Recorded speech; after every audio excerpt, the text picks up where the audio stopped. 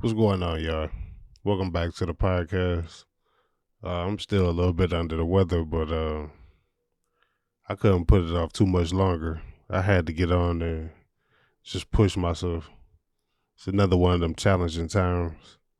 Hopefully, I don't sound too congested. I'm hoping that whatever is going on is passing. But yeah, I'm just gonna rock with it. I couldn't let like too much time go past because I'm trying to keep myself on the schedule right now. Outstanding. Trying to keep myself on the schedule right now. Dude, it's been so quiet around here, and now all of a sudden everybody want to come down the street. I don't want to close the window because it get way too hot in here. Way too hot. Anyway, just give me 1 second.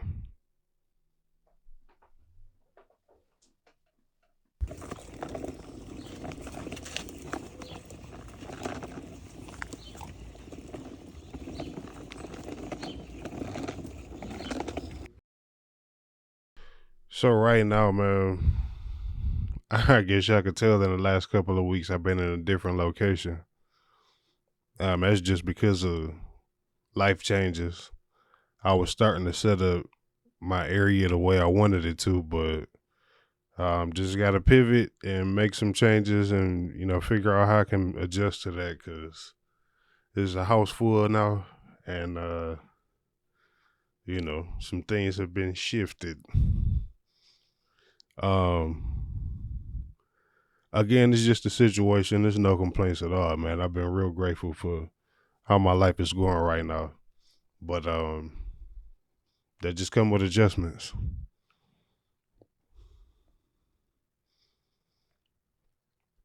It is really hot. It's almost insufferable in here. Like, oh man.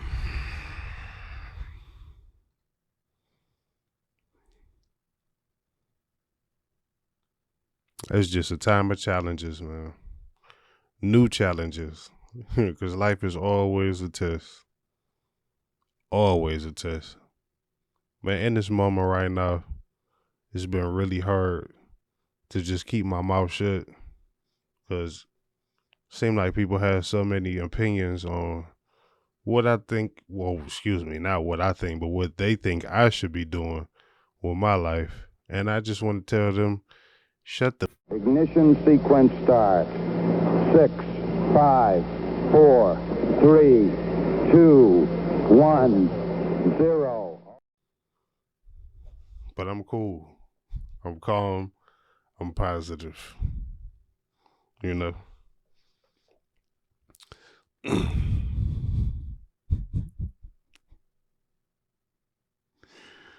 In all seriousness, um,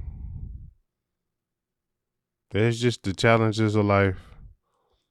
I honestly think I'm doing a much better job with how I'm handling every hurdle that's been thrown at me because, yeah, let me count the ways I really had to applaud myself in this time for all of the adjustments that I continue to make and even the way that I'm dealing with people because I know myself and just a few years ago you would get a different end result and that wouldn't be helping the situation at all, but it'd probably make me feel better just to get that off.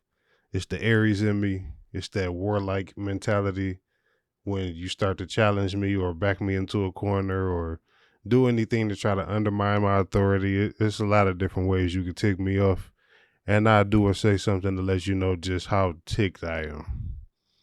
So I just want to say that I'm very pleased with the maturity that I've been showing. I'm getting into this space where I'm just becoming a lot more comfortable with myself in ways that honestly I was comfortable with myself before and I kind of just turned it off. And it's kind of funny. A few themes have been popping up. Um and it's related. So maybe a few weeks ago in my story, I was just talking about being in spaces where people are intimidated by intelligence. They find a way to undermine it or turn it into a punchline, and it's really just because they don't have a intellectual way of dealing with it. You know, once you come out the bag and show yourself to be a little more than what they expected you to be, it's almost like a fight or flight response. That's really all people have, and it actually took me back to childhood. That's like, okay, so I was just watching Ish from the JBP. He was doing this interview with some familiar people to him, but like in the middle of the interview, he was talking about what it's like growing up in the hood, and you know, you get beat up for being smart. So nah, I didn't get like hung upside down and shook for loose change. It wasn't like that. It was just I know that response. Like I know when I'm around that kind of energy where people don't really know what to do with me, and it's just like it's a lot easier to kind of just poke at me, try to get me to respond, try to knock me off my square, than to deal with the energy for what it is. I never had an IQ test, but I'm pretty sure it's up there. Here in Michigan, we have like I don't even know if they still do it, but we had like more than just uh what's the main test people take for like college acceptance was, man, it's been so long. It's getting hard to put all this stuff together. Um SAT. So the SAT was like the more broad test that people took. Here in Michigan, I think it's more regional. We had this test called the ACT. So that was something you took in high school. Honestly, the first time I took the ACT, I was in middle school. So I remember when I took it, um, I was in a room full of high schoolers, and they kind of just looked at me like Dookie Howser, like, what is he doing in here? But honestly, that's if you, man, I could draw a line of separation from high school. If you know me from high school and you don't know me before, you might not notice. If you know me up until high school, then it's not a surprise to you at all. But when I got to high school, that's kind of when I turned it off because I was really in a different space. I had a lot of different things in my life I was adjusting to, and school just in my mind wasn't the priority anymore. So my grades dropped, but it wasn't because of a lack of understanding or the work got too challenging. I was already in an advanced program. You got to test to get into it. But yeah, once I got to high school, like my focus was just different. So a lot of things fell to the wayside. A lot of things that used to be important to me just weren't. I mean, my whole world got shaken up. I was kicked out of the house in the ninth grade and just making a whole lot of adjustments there. But and going back to this test, um like I said, the first time I took it was in middle school. And actually it was several times in grade school where I had the opportunity to be promoted to the next grade. You know, I don't know if they still do double promotion, but I had the opportunity a couple of times, but my parents was just worried about uh, bullying, basically, putting me in a different group of peers, putting me in the classroom with older kids, and they worried about me adjusting socially and all that kind of stuff. Honestly, I wonder, what things would have been like if they would have just allowed it to happen, because the way I was testing, the way I scored on these tests, like I was clearly beyond the work that was being given to me. Even in the fourth grade, I was like, we had this mixed class. It was a fourth, fifth grade mixed class. And my teacher recognized that. So, like, unofficially, I was in the classroom with the fifth graders. I was in the fourth grade doing fifth grade work because the fourth grade work just wasn't challenging enough. So, even when I took the high school test, even when I took that in middle school, I was scoring where the average senior in high school was before I even got to high school. So, um, um, it's been funny kind of talking to my mom about adolescence and some of the experiences I had. Man, I got all kind of different achievements. I mean, I had a book I was just going through, flipping through, and it's just all kind of achievements, awards, certificates, like you name it. Um, Lost some of the trophies and plaques and stuff like that, but like, man, I accomplished so much before I even turned 12. Like, it's ridiculous. I threw a fun fact up in the story before. Like, I bet you a lot of people didn't know I was a junior Olympian. I got a bronze medal from the Junior Olympics. Uh, man, I've been like highly decorated in my life, and it's not Al Bundy. Like, I really continue to add all kind of different skills. It don't even make sense to have as many skills as I do, but I'm inquisitive. I'm always trying to learn something new, and it's funny how the different skills that I picked up along the way have really kind of helped me progress. But I'm moving into a space of recognizing that God blessed me in a way that not everybody has been blessed. So my stepfather used to tell me about like kids in the neighborhood and people I went to school with, like they jealous of you, and I really couldn't understand it. And of course, like getting older, things make a lot more sense. Um, I'm pretty sure people thought a lot of different things without being able to live in my household. Excuse me. This is what I didn't want to be going through. Um, yeah, without having a clear picture of what's going on in the household, I ran into a lot of jealousy just because um it's very intimidating to people when you know things that they don't. So I was sitting in the classroom bored a lot of times because I'm done with my work. Like I didn't really have to work all that hard. It's always come easy to me. Honestly, I've always been ahead of my years, and that even extends to maturity. But um, I had to use humor and nonsense as like a defense mechanism because you got to make some kind of adjustment.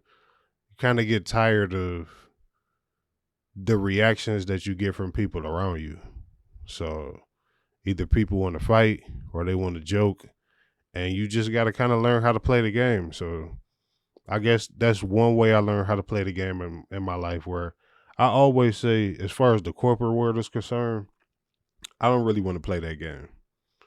I've gotten a lot of advice in my life that I guess I'm starting to apply more now, but I've never really been the kind of person who wanted to play the game. It's just in that situation, it was more about survival. So, I'm witty. I can get back with you in ways that will really get under your skin, and I'll make you want to fight me just because I know you can't battle me. We can't have a battle of wits. It's a real quick assessment when I'm around people. I can kind of tell who can um who can match me in that level. And as far as I had to be careful not to say my peer group because my uncle kind of corrected me there that your peer group is not necessarily about the people that are the same age as you. It's more about levels of understanding. So that puts me in a weird space even now where I'm really seeking a partner at the least. But it's got to be somebody I can sit down and talk to about a wide variety of things.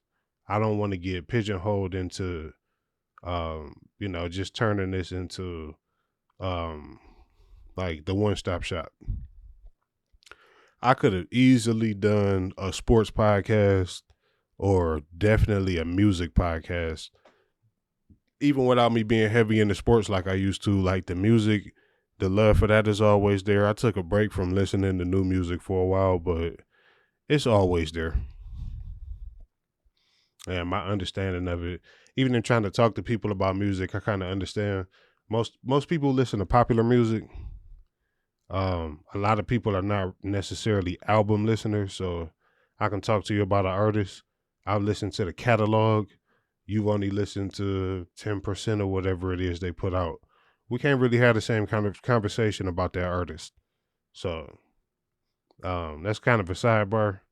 But in getting back to this theme, um, like I said, I can kind of aggravate people. And I know when I'm doing it on purpose, but it honestly came from it was happening and I wasn't doing it on purpose.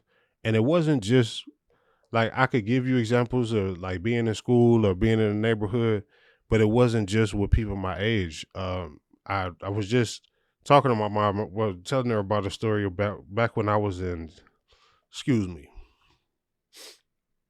I was talking to my mom and we were just laughing over this story about when I was in the seventh grade. Seventh grade.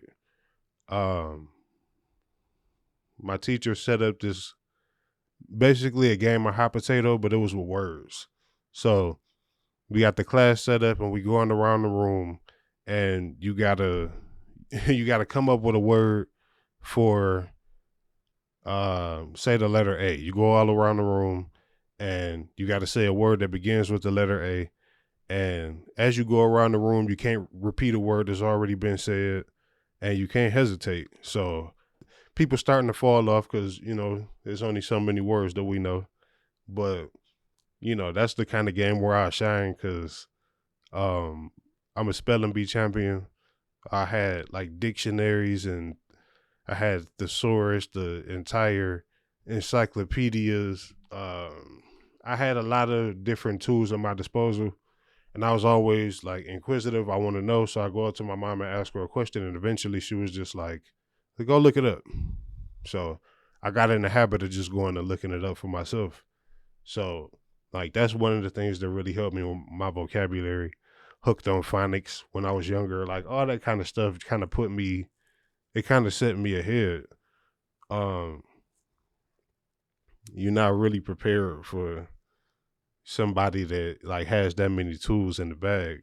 So we're on the letter P, and it's coming down to the last couple of kids, and you know you got to reach down a little deeper.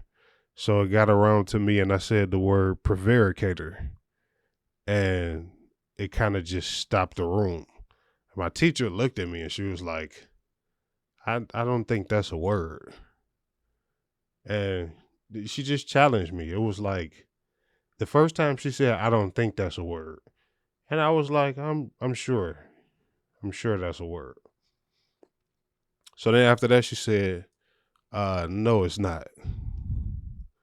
I'm like, "What do you think? I just like made that up? I'm just sitting here making up words. Like, where would I even come from in my mind to make up a word like that? Matter of fact, I get a dictionary and I'll look it up. I'll show it to you. I'll prove it." So, you know, that got the attention of the class too. Cause now it's like this teacher is supposed to know more than the students. And now you got a student, because I wouldn't grab the dictionary, flipped through it, found the word, brought it to her, and it really kind of showed her up. And yeah, long story short, I did win that game. But also, that's the first teacher to give me a C. I never forget that. So, you think that didn't have something to do with it? I didn't have issues with understanding, or, you know, I wasn't really challenged in that school. So I didn't really have like I didn't really have a hard time with the work she was giving me. For me to get a C, that was almost devastating. And I came from a household where I was bringing home 4.0s, and they were telling me like, you can do better. So like that was my household. You can do better. They grade us on a behavior. Basically, you get behavior grades. They call citizenship from 1 to 3. 1 being the best behavior, 3 being the worst. So I got 4.0s. I got 2s and 3s in citizenship. It's not because I'm a bad kid, but I was just bored. Like I said, I was just bored. But I would hear stuff like that. Well, how you got a 4.0? You got all A's and you got 2s and 3s in citizenship. But I don't really think they could process what was going on because they didn't sit in the class to really figure it out.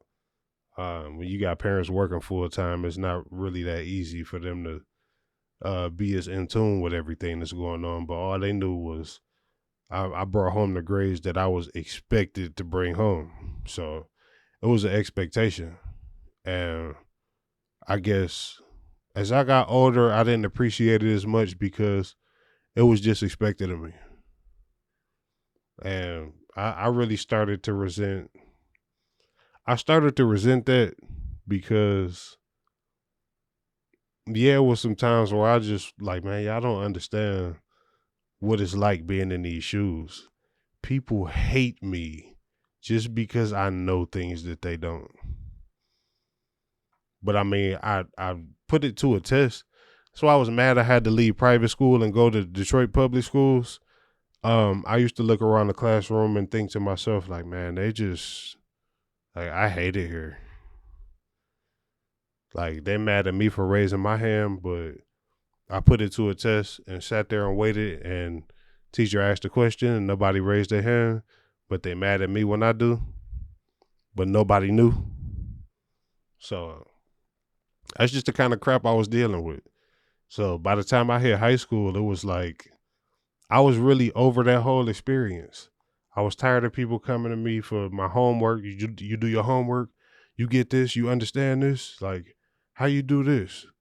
Like, y'all make fun of me and talk about me, but you want my answers or you need my help when it comes to this. It's just funny the way people work. I was just tired of being used. I was tired of a lot of things that came along with the blessings and the gifts that God gave me. So, in turn, I just became kind of a clown. And I felt like for a certain amount of time, that was actually useful. But, me and my boy had a laugh about this one day because I was like, I played stupid for so long. I'm not really sure if I'm playing no more. So, the last few years has really been about me just reclaiming what was already mine. Like I've always been this person. It's always been there. I just had to remind myself of that. And I think the examples of it's been like a few examples in my life that I've been able to pull from, especially recently. They kind of just reminded me of the space that I was placed in. It's not really about choice. This is just what it is. Like I've always been this person, and I'm gonna just have to lean back into it because what worked for me before is no longer working.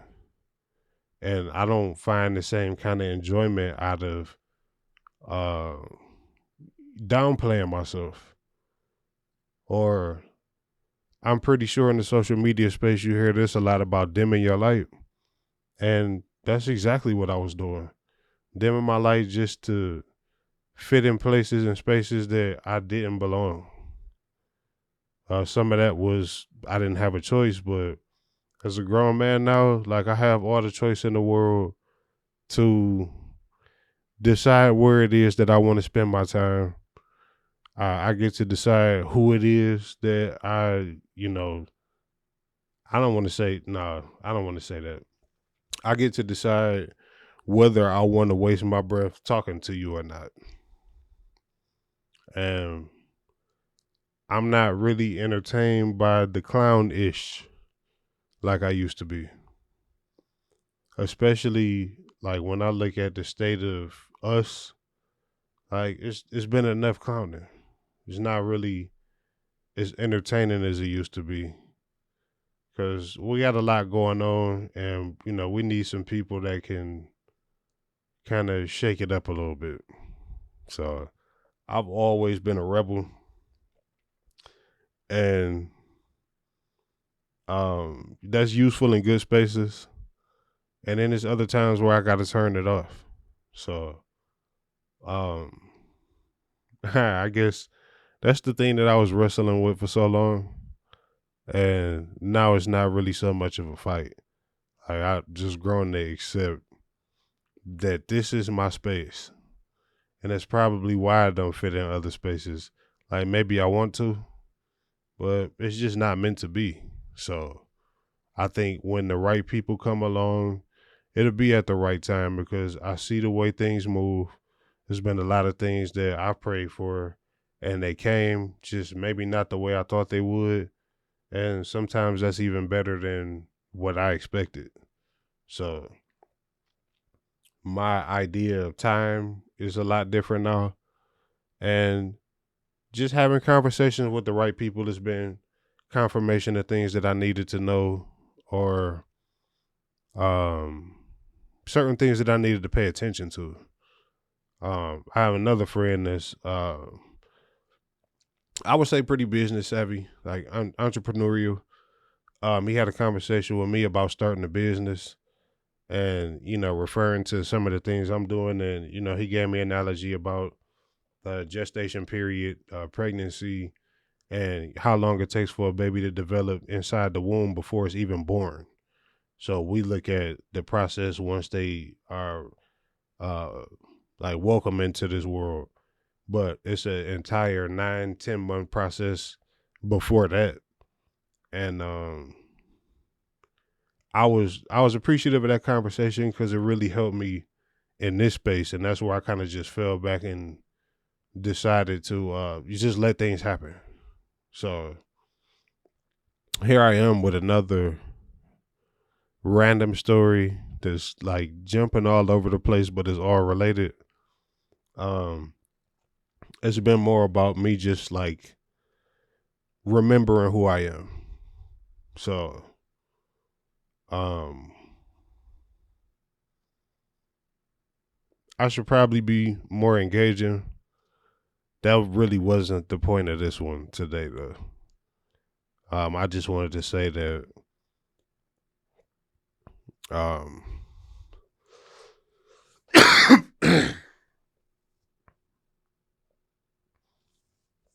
yeah, this is rough. Um, I still sound a little terrible. It's kind of been a hard one to power through. My chest and everything else is fighting against me being a gas bag today and talking too long. So I think that's about all I could give y'all for today. But as always, a point to what I'm saying. I hope that it's making sense to you. I love you, and I'm out.